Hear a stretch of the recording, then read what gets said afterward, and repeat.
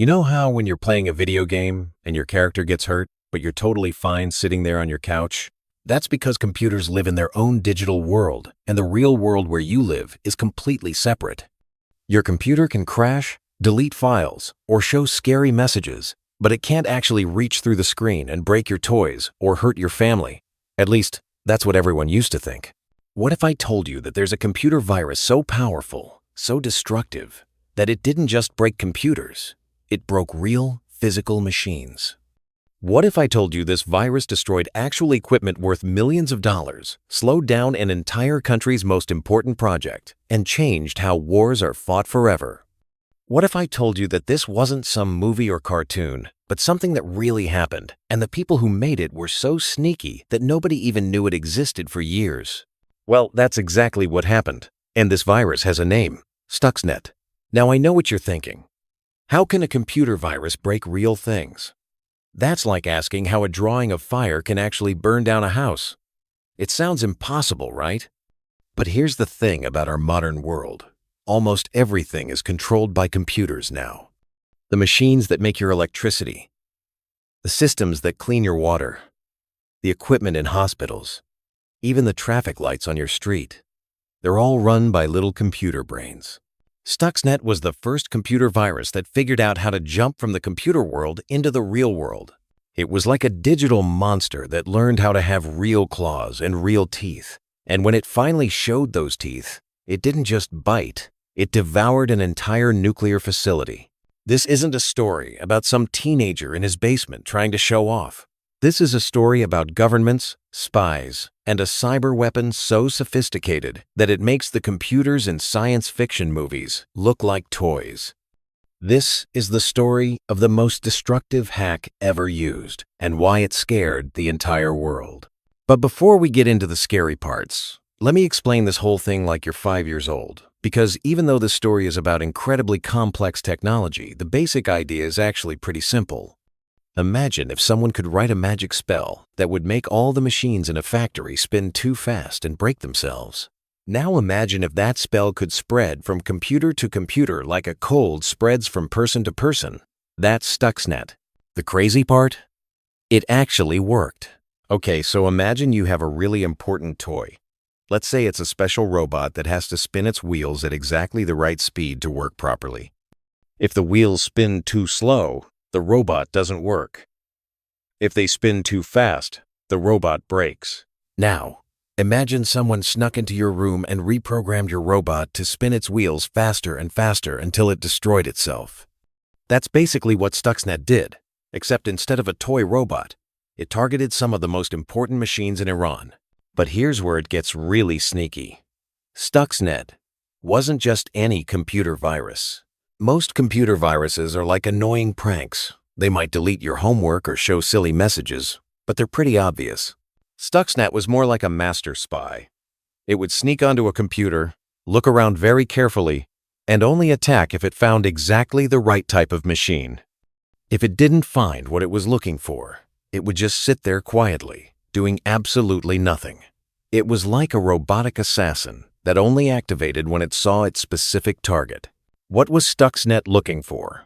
Machines called centrifuges. Now, a centrifuge is basically a machine that spins things really, really fast. Imagine the fastest merry-go-round you've ever seen, but spinning thousands of times faster than that. Iran was using thousands of these centrifuges to make fuel for nuclear power plants. But here's the problem. The same fuel can also be used to make nuclear weapons. That's why the United States and Israel were very worried about Iran having so many centrifuges. So they decided to do something that had never been done before. They created a computer virus that could physically destroy these machines. But creating Stuxnet wasn't like writing a normal virus. This required some of the smartest computer experts in the world, working for years, with budgets that most countries don't even have for their entire military. Stuxnet had to be perfect in ways that are hard to imagine. It had to understand exactly how the centrifuges worked, what computer systems controlled them, and how to make them break without anyone noticing right away. It was like creating a key that could unlock a specific door in a building you've never been inside, in a country on the other side of the world. The virus was so sophisticated that when computer experts finally found it years later, they couldn't believe what they were looking at. One researcher described it as finding a Formula One race car parked in a bicycle rack. It was technology that was so advanced, it seemed to come from the future. But the most incredible part wasn't how smart Stuxnet was. It was how it managed to travel from computers connected to the internet all the way to computers that were completely isolated, sitting in a secret underground facility in Iran. Those centrifuges weren't connected to the internet at all. Iran's scientists weren't stupid. They knew that connecting their nuclear equipment to the internet would be dangerous. So how did Stuxnet get there? That's where the story gets really interesting and really scary. You know how when you want to give your friend a toy, you have to physically walk over and hand it to them? Well, computer viruses usually travel through the internet, jumping from one connected computer to another like stepping stones across a river. But what happens when your friend is on a completely different island with no bridges connecting to it? That was Iran's nuclear facility. Their computers were on their own island with no internet bridges connecting them to the outside world. Security experts call this being air-gapped. There's literally a gap of air between these computers and any outside network. It should have been impossible for Stuxnet to reach them. But Stuxnet's creators thought of something brilliant and terrifying. If they couldn't send their virus through the internet, they would make it hitchhike on something else. Something that people would physically carry from regular computers into the secure facility. USB drives. You know those little flash drives that people use to move files from one computer to another? Stuxnet turned those into Trojan horses. The virus would hide on regular computers, waiting patiently. Then, when someone plugged in a USB drive to copy some files, Stuxnet would secretly copy itself onto that drive. It wasn't greedy. It didn't damage these computers or cause any problems. It just quietly hitched a ride and waited. Now, here's the really clever part. Stuxnet didn't just randomly jump onto every USB drive it saw. It was smart about it. It would look at what files were being copied and try to figure out if this USB drive might be heading toward the type of facility it was targeting. If someone was copying nuclear engineering documents or industrial control software, Stuxnet would be much more likely to sneak aboard. Think about this for a second. Engineers and technicians working at Iran's nuclear facility had to bring information in and out somehow. Maybe they would take work home, or bring in updated software, or share documents with other facilities. Every time someone did this, they might unknowingly be carrying Stuxnet closer to its target. But even reaching the nuclear facility wasn't enough. Stuxnet still had to find its way from whoever's computer it first infected to the actual machines controlling the centrifuges. So it could spread through the internal network too, jumping from computer to computer inside the facility like an invisible spy sneaking through hallways. The scary part is how patient it was. Stuxnet would sit on computers for months, maybe even years, just watching and learning. It would study the network, figure out which computers connected to which machines, and slowly work its way toward its target. It was like a burglar who spends months studying your house, learning your schedule, and figuring out exactly when and how to break in. And here's the most frightening thing of all. While Stuxnet was doing all this, it was also very careful to hide its tracks. It used real security certificates stolen from legitimate companies, making it look like trusted software. It would disguise itself as normal industrial programs. It even tried to cover up its activities by temporarily hiding any suspicious behavior when certain security programs were running. By the time Stuxnet finally reached its target, it had traveled thousands of miles, passed through dozens of computers, crossed international borders, and infiltrated one of the most secure facilities in the world. And Iran's nuclear scientists had absolutely no idea that their worst enemy was already inside their most protected room, patiently studying their machines and preparing to attack. Imagine you're playing with building blocks, carefully stacking them higher and higher to build the tallest tower you can. You're being super careful, because you know that if you stack them too fast or make them wobble too much, the whole thing will come crashing down. Now imagine there's an invisible gremlin that keeps making your hand shake just a tiny bit more each time you place a block, but so subtly that you don't notice until suddenly your entire tower collapses. That's exactly what Stuxnet did to Iran's nuclear centrifuges. Except these weren't building blocks. They were incredibly expensive, precisely engineered machines that cost millions of dollars and took years to build. Here's how centrifuges work in simple terms. They spin uranium gas around and around, super fast, to separate different types of uranium atoms. It's kind of like how a washing machine spins water out of your clothes, except these machines spin thousands of times faster and have to be absolutely perfect.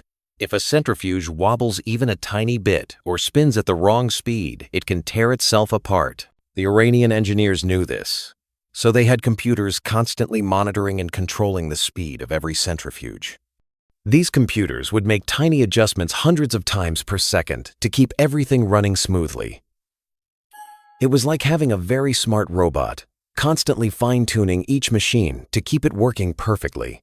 But Stuxnet was smarter than these control computers. When it finally activated, it did something incredibly sophisticated and evil. It would wait until the facility was running normally, with all the centrifuges spinning at their proper speed. Then, very quietly, it would take control of the motors that spun the centrifuges. But here's the really sneaky part. Stuxnet didn't just make the centrifuges spin too fast right away. That would have been too obvious. Instead, it would play a cruel game. First, it would slow some centrifuges down below their normal operating speed for a while. The Iranian engineers would see this on their monitors and try to figure out what was wrong. Then, just as they were investigating the slow speeds, Stuxnet would suddenly make the centrifuges spin much faster than they were supposed to. Remember, these machines are spinning at incredible speeds. We're talking about 63 zero rotations per minute. That's more than 1 0 spins every second. When Stuxnet made them spin even faster, the centrifuges would start to vibrate, wobble, and eventually tear themselves apart from the inside. But the most evil part was that while this was happening, Stuxnet was also lying to the monitoring computers. The Iranian engineers would look at their screens, and everything would appear normal. The computers would show that all the centrifuges were spinning at the correct speed, with no problems at all. It was like having a thermometer that always showed your temperature as normal, even when you had a fever. So the Iranian scientists would hear strange noises coming from their centrifuge halls, the grinding sounds, vibrations, machines breaking down. But their computers insisted that everything was fine. Can you imagine how confusing and frustrating that must have been? It would be like your smoke alarm going off, but your fire detector insisting there was no fire anywhere. Over several months, hundreds of Iran's centrifuges destroyed themselves. Each one represented millions of dollars and months of work. Iran's nuclear program, which had been making steady progress, suddenly hit a wall. Machines that should have lasted for years were breaking down in weeks or months. The Iranian engineers tried everything they could think of. They replaced parts, brought in new technicians, updated their software, and implemented new safety procedures. But nothing worked, because the problem wasn't with their engineering or their maintenance. The problem was that they had an invisible enemy living inside their computers, systematically sabotaging their work. It took them years to figure out what was really happening. And when they finally discovered Stuxnet, they realized they had been fighting the most sophisticated cyber weapon ever created. You know how in superhero movies there's always that moment where the villain reveals a new type of weapon that changes everything, and suddenly all the heroes realize they're fighting a completely different kind of war? That's exactly what happened when the world discovered Stuxnet. Except this wasn't a movie, this was real life, and it scared everyone. Before Stuxnet, cyber attacks were mostly annoying pranks or attempts to steal information.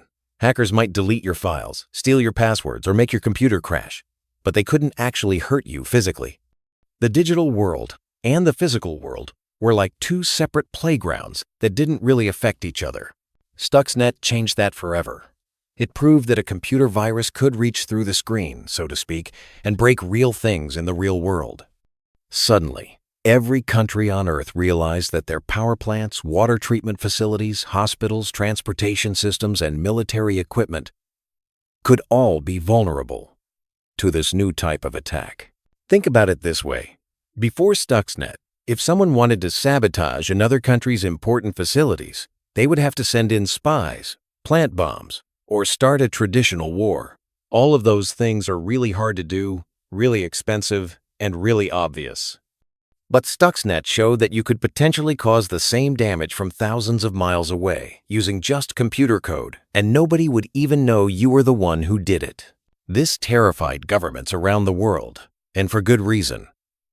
The United States has more computer-controlled infrastructure than almost any other country. Our electric grid, water systems, transportation networks, and military equipment all rely heavily on computers. If other countries could develop their own versions of Stuxnet, they could potentially shut off our power, contaminate our water, or disable our defenses without ever firing a shot or sending a soldier across our borders. So what happened next was predictable, but scary. Every major country started developing their own cyber weapons. It was like a new kind of arms race, except instead of building bigger bombs, countries were hiring armies of computer experts to create more sophisticated viruses and digital weapons. Within a few years after Stuxnet was discovered, we started seeing cyber attacks that would have been unimaginable before. Hackers shut down parts of Ukraine's power grid, leaving hundreds of thousands of people in the dark. Ransomware attacks locked up hospital computers, forcing doctors to use paper records and sometimes even cancel surgeries. Other attacks targeted water treatment plants, transportation systems, and even voting machines. But perhaps the most important change was that Stuxnet broke a psychological barrier. Before Stuxnet, most people thought of cyber attacks as something that happened to computers, not to people.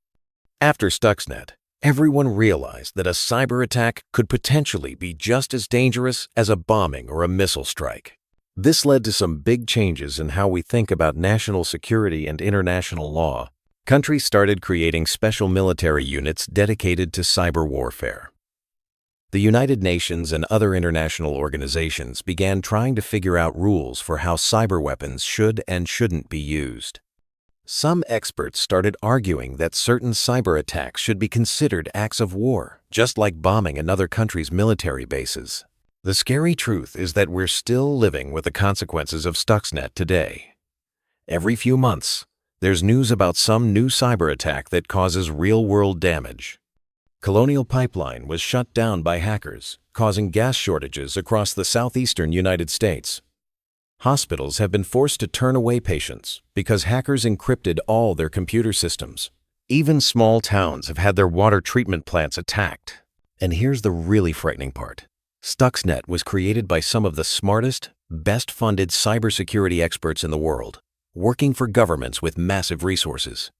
But now, more than a decade later, the tools and techniques that Stuxnet pioneered have spread to criminal gangs, terrorist groups, and even individual hackers. It's like Pandora's box. Once it was opened, all these new digital threats came flying out, and we can never put them back inside. Stuxnet didn't just destroy some centrifuges in Iran. It opened the door to a new era where the line between cyber attacks and physical warfare has been permanently erased. That's why computer security experts often talk about the world before Stuxnet and the world after Stuxnet as two completely different eras. Before Stuxnet, we lived in a world where computers could only hurt other computers. After Stuxnet, we live in a world where anyone with enough skill and motivation can use computer code to cause real, physical damage to real people and real infrastructure anywhere in the world. And that, in simple terms, is why Stuxnet was the most destructive hack ever used. Not just because of what it destroyed, but because of what it taught the world was possible.